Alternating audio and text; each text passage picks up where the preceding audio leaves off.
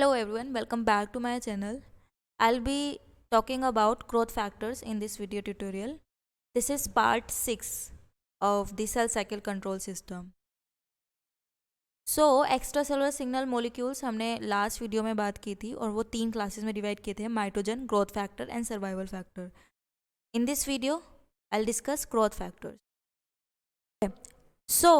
Cell की growth होती है. ग्रोथ का मतलब होता है कि उसमें प्रोटीन की सिंथेसिस होना और जो मैक्रोमोलिक्यूल्स हैं सेल के अंदर उनकी सिंथेसिस होना. सेल डिवाइड हो गया, उसके बाद उसकी ग्रोथ भी तो होनी चाहिए ना. टोटल सेल मास एक टर्म होती है, टोटल सेल मास, जो कि डिपेंड करती है एक तो सेल के नंबर पर, मतलब सेल डिवीज़न पर, प्लस वो सेल डिपेंड करती है कि सेल का साइज़ क्या है. किसी भी ऑर्गेनिज्म को या ऑर्गन को ग्रो करने के लिए टोटल सेल मास बढ़ना चाहिए. टोटल सेल मास बढ़ने के लिए सेल नंबर भी बढ़ना चाहिए और साथ में सेल का साइज़ भी बढ़ना चाहिए. अगर सिर्फ सेल नंबर बढ़ता रहेगा तो टोटल सेल मास उतना का उतना ही रहेगा. समझ रहे हैं? तो cell growth is necessary. Cell की ग्रोथ के लिए बाहर से कुछ एक्स्ट्रा सेलुलर सिग्नल्स आते हैं जिन्हें हम बोलते हैं ग्रोथ फैक्टर्स.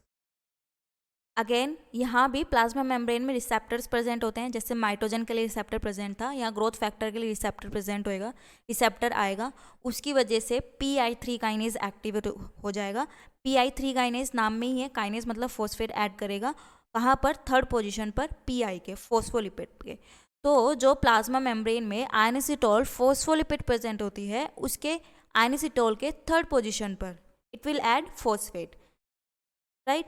तो ये फोस्फेट ऐड होने की वजह से P3 बनेगा, जो कि आगे एक्टिवेट करेगा TOR, एक काइनेज है, इसको एक्टिवेट करेगा. TOR एक्टिवेट होने से ये अपने जो टारगेट प्रोटीन्स हैं उनको एक्टिवेट करेगा.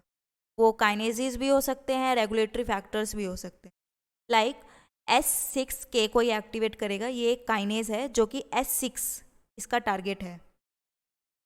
ये S6K काइनेज एक्टिवेट करा जाएगा TOR से एंड ये फर्दर एक्टिवेट करेगा S6 को. S6 क्या करेगा? ये एक राइबोसोमल प्रोटीन है. अब राइबोसोमल प्रोटीन वो होएगा जो mRNA का ट्रांसलेशन ज़्यादा से ज़्यादा कराएगा, मतलब राइबोसोमल यूनिट्स को एक्टिवेट करेगा कि ज़्यादा से ज़्यादा mRNA ट्रांसलेट हो. क्योंकि सेल ग्रोथ का मतलब क्या है ना, प्रोटीन बनना, मैक्रोमोलिक्यूल्स बनना. तो प्रोटीन बनने के लिए क्या चाहिए? ट्रांसलेशन चाहिए, राइबोसोम्स चाहिए. तो इसके लिए S6 एक्टिवेट किया जाएगा.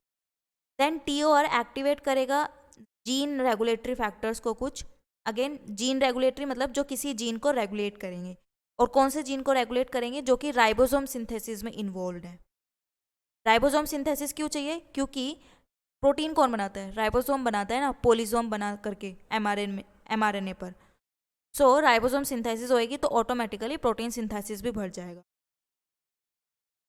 देन ELF4E, ये एक ट्रांसलेशन इनिशिएशन फैक्टर है, मतलब जो ट्रांसलेशन को इनिशिएट करेगा. ये हमें चाहिए क्योंकि हमें क्या कराना है? ट्रांसलेशन कराना है, प्रोटीन सिंथेसिस करानी है. लेकिन ये ब्लॉक रहता है, मतलब ये इनहिबिट किया जाता है 4EBP से. जब तक TOR एक्टिव नहीं होएगा तब तक ELF4E इनहिबिटेड फॉर्म में रहता है बाय 4EBP.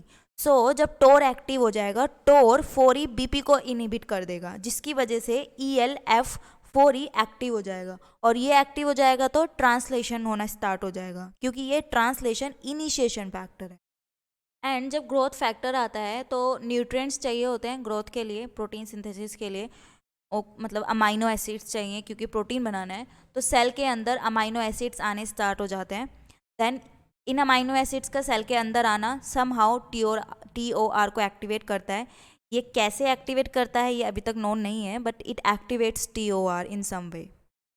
देन सेल की ग्रोथ और डिवीज़न यूजुअली कोऑर्डिनेट होते हैं. ऐसा नहीं कि सेल की ग्रोथ हो, सेल की डिवीज़न हो गई है और उसके बाद ग्रोथ हो नहीं रही है. टोटल सेल मास नहीं बढ़ पाएगा ना.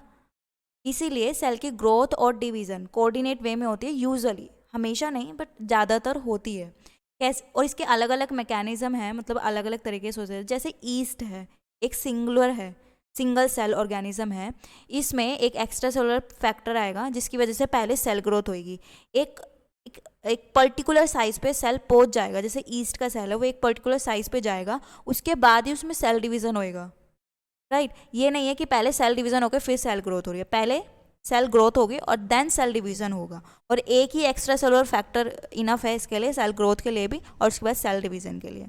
लेकिन जो एनिमल सेल है, मतलब मल्टी सेलुलर ऑर्गेनिज्म है, उनमें ऐसा भी हो सकता है कि सेल ग्रोथ के लिए अलग से कोई फैक्टर आ रहा है बाहर से, जिसे हम ग्रोथ फैक्टर कहते हैं, और सेल डिवीजन के लिए माइटोजन आ रहा है, मतलब अलग अलग हो सकते हैं।